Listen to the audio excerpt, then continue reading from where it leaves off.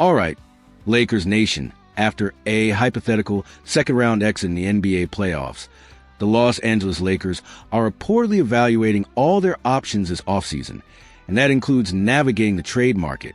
While the team would prefer to keep its core intact, a major move could be on the table if it means landing a well-established top-tier center. The Austin Reaves conundrum, only for a top-tier center. The big question revolves around Austin Reaves. According to Dan Woik of the LA Times, there's a very specific condition under which the Lakers would even consider trading him. Woik writes, Lakers scouts and executives here in Chicago have been open about the team's needs at the center spot, an obvious priority for Pelinka and Redick. He continues, the team has shown no interest in using Reaves in trade that nets them less than a top-tier center, and there isn't an obvious one available. With the two most common names being linked to them in the early stages of the offseason, Brooklyn's Nick Claxton and Dallas' Daniel Gafford. Reaves, a core piece but valuable asset. The article emphasizes just how important the 26-year-old Austin Reaves has become. Austin Reaves has been an essential Lakers player for years and is coming off his best season yet, averaging 20.2 points, 4.5 rebounds, and 5.8 assists per game while shooting 46% from the field. Described as a great shooter, consistent scorer, and someone who always gives maximum effort. Reaves has become a favorite in J.J. Redick's rotation, and the Lakers have declared him untouchable in any trade talks. However, the reality is, unfortunately, Reaves is one of the few remaining tradable assets for the Lakers, and if they want to make any real changes to the roster, they will likely have to part with AR. The crucial question remains, what kind of player would it take to pry him away from the purple and gold? The pressing need at center. The Lakers' focus on a center is clear. The article states, ever since giving up Anthony Davis in the Luka Doncic trade, a massive hypothetical move we're rolling with, the Lakers' biggest need is in the front court, where Jackson Hayes and Maxi Kleber, assuming he ended up on the Lakers in this scenario, tried in vain to command the paint. These players were almost unplayable in the playoffs, and it limited the Lakers' staying power at the rim. A near miss in future hopes. There was even a hypothetical close call previously. Before the deadline, Rob Pelinka had a deal in place for Mark Williams but decided to pull out at the last minute, and he failed his physical. In the Lakers' view, it was as if the deal never happened, and each player returned to their teams. It was exactly what Rob Pelinka desired for the Lakers, but it also left them without a true center for the remainder of the season.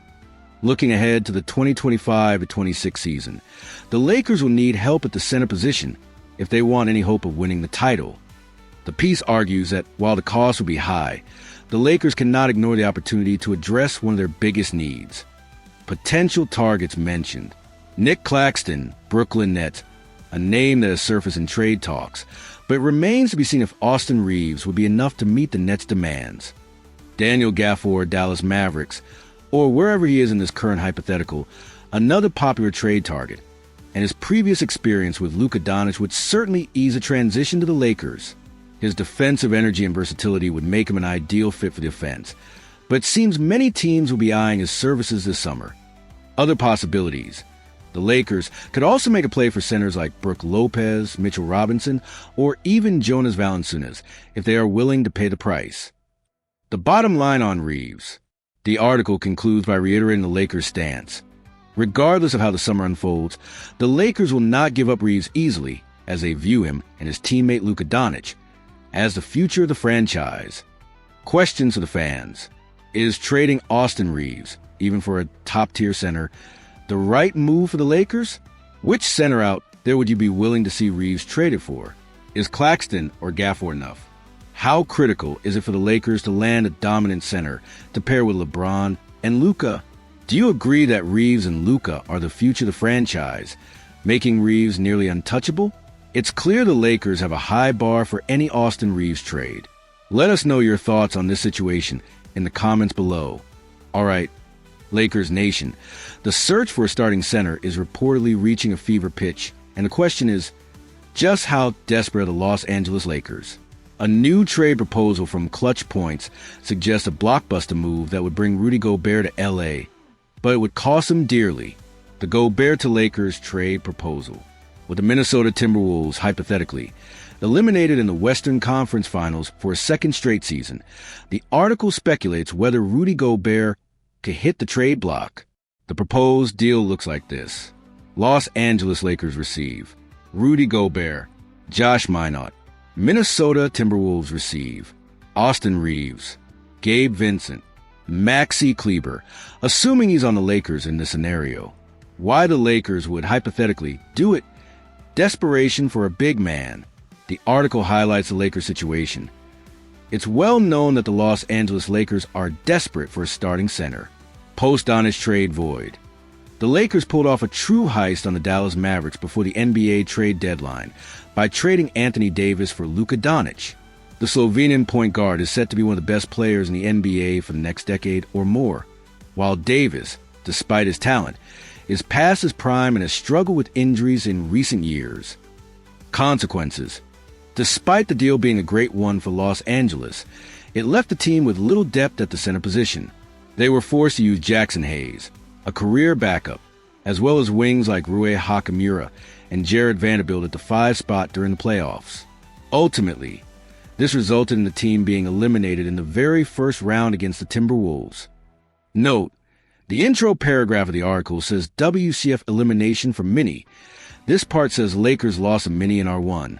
We'll go with the context of Lakers needing a center due to a playoff exit. The Gobert fit. Trading with a team that just eliminated them in the playoffs wouldn't be easy for the Lakers, but there may not be a better center option available, and LA needs to make the most of LeBron James' remaining time in the league alongside Doncic before retirement. Acknowledged downsides. Gobert had a noticeable drop-off in production, averaging just 1.4 blocks per game last season, a number that matches his worst mark since his rookie year. Additionally, he has clear limitations on offense, particularly in the post, with his ball handling and with his mid-range and long-range shooting. The upside. Even so, Gobert remains an elite defender. The 4-time Defensive Player of the Year is still one of the NBA's best rim protectors. Ultimately, the Lakers just need a big body who can take up space in the paint and grab rebounds. The Reaves sacrifice. Giving up Reaves to this role will be a tough decision for the Lakers. After all, the undrafted guard exploded last season with averages of 20.2 points per game. Today, one could argue that Reaves is a better player than Gobert, and his future also looks brighter. However, LA's desperation might lead them to consider this trade. Why the Timberwolves would hypothetically do it. Shaking things up and Reaves' potential. The article suggests the Timberwolves might be hitting a ceiling. Stagnation concerns. The Timberwolves seem to have hit their ceiling, as they've lost in the Western Conference Finals for 2 straight seasons. It will be difficult to overcome this hurdle, especially since the team is likely to be weaker this offseason. Free agency pressures. Nickeil Alexander-Walker is an unrestricted free agent, while Naz Reid and Julius Randle, assuming he's on the T-Wolves, have player options in their contracts. While Minnesota wants to keep everyone, especially Alexander-Walker and Reid, both seem inclined to seek larger contracts on the open market. Trading Gobert would make it easier to bring back one or more of these free agents. Reid, for example, seems reluctant to return to a 6th-man role. The Reaves appeal. The unicorn who can handle and shoot like a guard deserves a chance to start, and this trade would open up a spot in the Timberwolves starting lineup.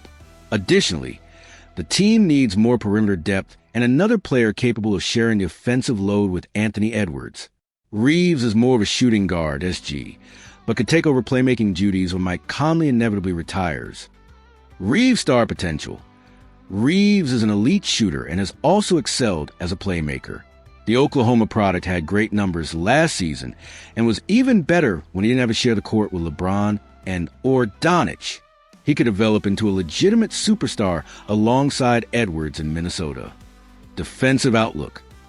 This trade would see the Timberwolves trade a star center for 2 consecutive off-seasons, which seems risky, but Minnesota's defense might be able to survive without Gobert.